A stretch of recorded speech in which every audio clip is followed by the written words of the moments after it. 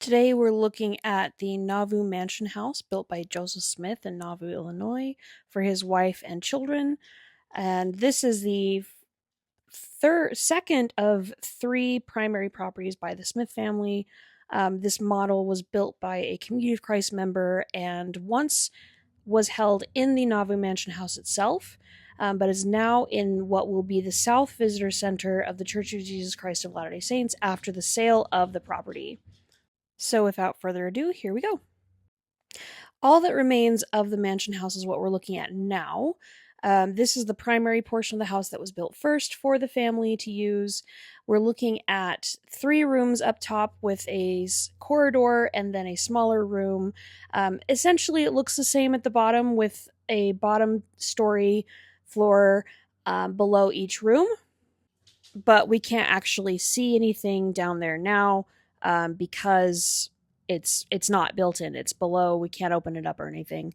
This room here that we're coming to, I'll pause it in a second. This one here. This is where the family would have lived all together with the children while the house was being used as a hotel.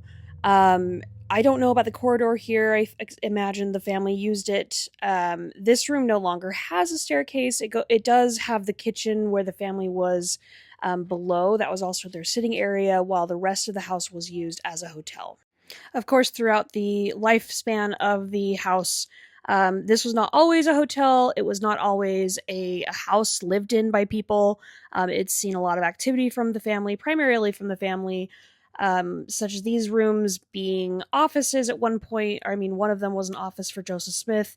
There's a kitchen area. In addition to the back, I believe there was a parlor. These would have also been used as hotel rooms. And here we move on to the actual part of the hotel that does not exist anymore. Now, this area was built later on and includes 6 or 10 total rooms, hotel rooms. 4 of those are double occupancy. As you can see, the 4 at the bottom are wider than the 6 up at the top. Those would have been used by patrons of the hotel. And this part of the house, it should be noted, was built in about 6 months. It was rushed and not done very well, and so it kind of deteriorated very quickly, which is why it's no longer there. They decided to tear this portion of the house down. Now, on this end of the house, I don't quite know exactly what these are for. Of course, this doesn't exist anymore, so we can't really know. I mean, we might be able to guess, maybe from the foundations, which are still there. But from what I understand, there is a kitchen on this end of the house. There's storage area, perhaps some offices. Um, I'm not quite sure. What I do know is that this larger room that we're coming to on the left-hand side, and by the way, you're gonna see my hand come in and out of this shot at some point because I was talking and I just decided to record over that audio. Anyway, this room was a gathering space for hotel patrons. This was a dining room. This was also used for balls or dances. Joseph Smith III talks about this room not being quite large enough for 4 couples to do a full like waltz or square dance or something to that degree. You can read about it a little bit more in Bob Flanders' Kingdom of the Mississippi. There's not a lot there. It's only about 2 pages of information. I'd have to do more research to know exactly what's going on in the house. So this is put together very quickly. But yeah, this is also the room where Joseph and Hiram were laid out for the citizens of Nauvoo to come and see them before they were buried. People would file in through the house and out through one of the other doors. And yeah, that is pretty much it, I guess. If I knew more, I would say more. I don't really know. I could not find any kind of square footage information for the house. What I do know about the extension is that the Smith boys, namely David Hiram and Alexander Hale Smith, lived there at one point each with their families.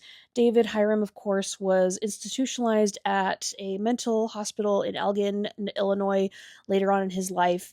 Emma did not live in this house when she died. She lived across the street in the Nauvoo house, the brick one, that was also meant to be a hotel and was commissioned in the Doctrine and Covenants alongside the Nauvoo Temple.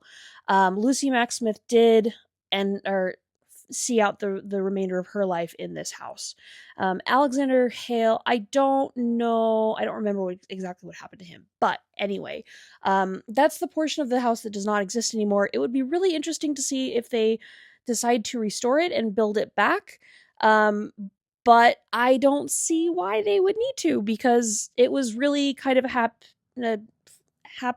happenstance, slapdash. I'm gonna say slapdash. It was a slapdash put together, shoddy construction in the first place, really to fulfill a need, and didn't end up working out because Joseph Smith was not cut out, as it seems, to be a landlord, or in this, really a hotel proprietor, owner.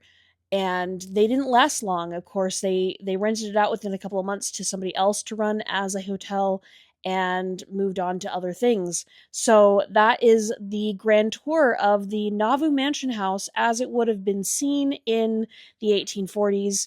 I don't know. I think the addition was torn down in the 60s or 70s. That's 1860s or 70s.